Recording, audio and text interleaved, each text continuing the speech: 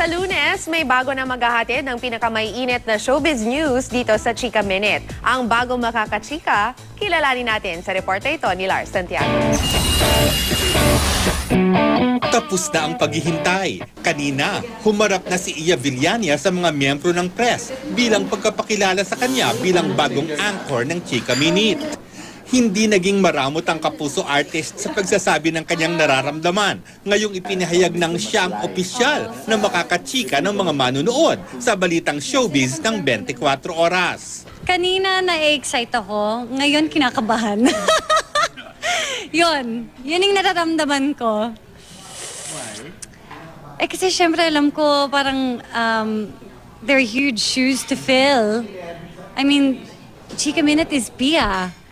So I just hope that people will enjoy my stint as an anchor.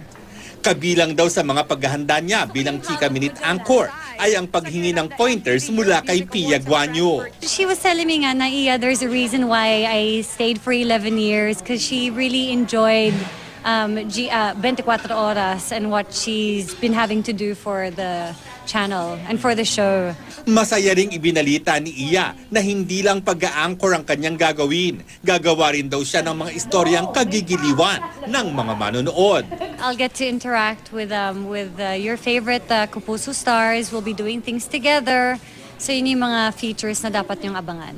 Bukod sa 24 oras, patuloy pa ring mapapanood si Iya sa mga programang Sunday All-Stars at Taste Buddies.